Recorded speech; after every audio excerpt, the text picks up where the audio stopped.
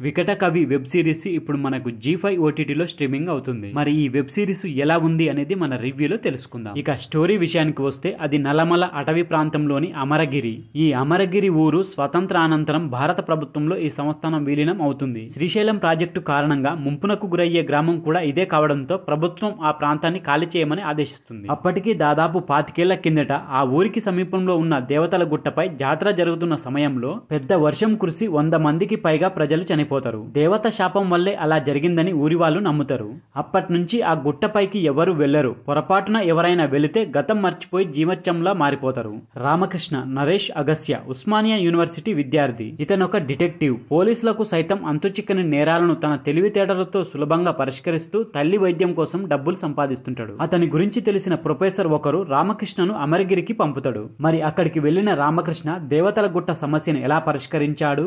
తన పరిశోధనలో భాగంగా ఆ గుట్టపైకి వెళ్లి తిరిగి మామూలుగా ఎలా రాగలిగాడు? అమరగిరికి రామకృష్ణకు ఉన్న సంబంధం ఏంటి అని తెలియాలంటే ఈ వెబ్ సిరీస్ మనం చూడాల్సింది. ఇక మొత్తంగా ఎలా ఉంది అంటే ఈ వెబ్ సిరీస్ అయితే 6 ఎపిసోడ్లుగా ఉంది. ఒక్కో ఎపిసోడ్ 35 నుంచి 40 నిమిషాల వరకు నిడివి అయితే ఉంటుంది. కానీ ఒక్క ఎపిసోడ్ కూడా మనకు బోర్ కొట్టకుండా చాలా ఇంట్రెస్టింగ్ గా సాగుతుంది. ఒక్కసారి అయితే తప్పకుండా చూడొచ్చు. ఇక ఓవరాల్ గా ఎలా ఉంది అనేది మన రివ్యూలో తెలుసుకుందాం. దానికంటే ముందు ఫ్రెండ్స్, మన ఛానల్లో ఓటీటీలో వచ్చే ఇలాంటి వెబ్ సిరీస్లు అలాగే సినిమాలకు సంబంధించిన రివ్యూస్ వస్తూనే ఉంటాయి రెగ్యులర్ గా. మరి వాటి గురించి తెలుసుకోవాలని అనుకుంటే మన ఛానల్ ని తప్పకుండా సబ్స్క్రైబ్ చేసుకోండి. అలాగే వీడియో నచ్చితే మాత్రం తప్పకుండా లైక్ కొట్టి చూడండి. ఇక వీడియోలోకి వెళ్ళినట్లయితే దేవతల గుట్ట సమస్య గురించి తెలిసిన తర్వాత సిరీస్ చూస్తున్న ప్రతి ప్రేక్షకుడికి అది ఖచ్చితంగా ఎవరో ఒక వ్యక్తి చేస్తున్నాడనే అనిపిస్తుంది. అది ఎవరు, ఎందుకు చేస్తున్నారన్న విషయాన్ని 6 ఎపిసోడ్లలో వికట కవి సిరీస్ ని తీర్చిదిద్దిన విధానం అయితే ఆసక్తికరంగా అత్యంతం అలరించేలాగా ఉంది. ఫస్ట్ ఎపిసోడ్ తోనే అటు ఊరి సమస్య ఇటు రామకృష్ణ తెలివితేటలను చూపించి మరో నిమిషం ఆలస్యం చేయకుండా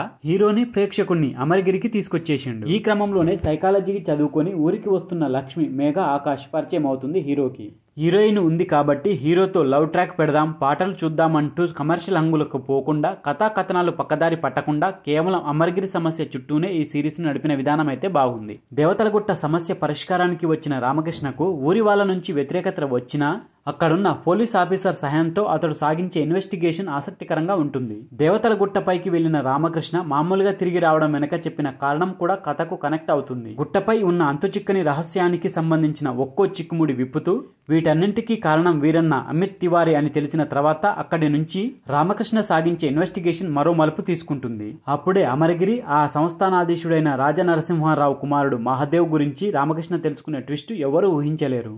ఇక్కడి నుంచి చివరి 2 ఎపిసోడ్స్ 25 ఏళ్ల వెనుక ఏం జరిగిందో అన్న ఫ్లాష్ బ్యాక్ తో నడిపిస్తాడు. దేవతల గుట్ట రహస్యం దాన్ని కథానాయకుడు ఛేదించడం చూసిన తర్వాత ఒక థ్రిల్లింగ్ వెబ్ సిరీస్ చూసిన భావన అయితే ప్రేక్షకుడికి కలుగుతుంది. ఫస్ట్ ఎపిసోడ్ లో మత్స్యావతారం రిఫరెన్స్ చూపించిన దర్శకుడు జీవచ్చంలా మారిన గ్రామ ప్రజలను చివరిగా మామూలు మనుషులను చేయడానికి హీరో నదిలోనే పరిష్కారం కనిపెట్టడం, ఆ రెండింటిని కనెక్ట్ చేసిన తీరు బాగుంది. అమరగిరి సమస్యను పరిష్కరిస్తూ ఇచ్చిన ముగింపుతో పూర్తి సిరీస్ ను ఆస్వాదించినట్లయితే అయ్యింది. మొదటి సీజన్ ను కనెక్ట్ చేస్తూ వికట కవి 2 ఉంటుందని మేకర్స్ అయితే ప్రకటించారు. మరి వికట కవి 2 అనేది 2025లో వస్తుందని అయితే ప్రకటించారు. మరి చూడాలి ఎప్పుడు వస్తుంది. రామకృష్ణగా డిటెక్టివ్ పాత్రలో నరేష్ అగస్య చక్కగా ఒదిగిపోయి తన పాత్రకు 100% న్యాయం చేసిండనే చెప్పొచ్చు. మేఘా ఆకాష్ అయితే పెద్దింటి అమ్మాయిలా హుందాగా కనిపించింది. అమిత్ తివారీ, షైజు, రఘు కుంచే తదితరులు తమ పాత్రలకైతే పూర్తిగా న్యాయం చేసిరని చెప్పొచ్చు. సాంకేతికంగా కూడా ఈ సిరీస్ అయితే బాగుంది. 1950వ టైంలో అప్పటి వాతావరణాన్ని చూపించడానికి పడిన కష్టం అయితే తెరపై కనిపిస్తుంది. అన్ని విభాగాలు కూడా సమిష్టిగా పనిచేసినాయని చెప్పొచ్చు. తెలుగు ఆడియన్స్ కి అయితే ఒక చక్కటి డిటెక్టివ్ సిరీస్ అయితే అందించారని చెప్పొచ్చు. ఇక ఫైనల్ గా చెప్పేది ఏమిటంటే ఫ్యామిలీతో చక్కగా కూర్చొని చూడొచ్చు. అందరూ ఎలాంటి అభ్యంతరాలు లేవు. G5 OTTలో స్ట్రీమింగ్ అవుతుంది, ఎంచక్కా చూడొచ్చు. సో ఫ్రెండ్స్, ఇది వికట కవి వెబ్ సిరీస్ కు సంబంధించిన రివ్యూ వీడియో.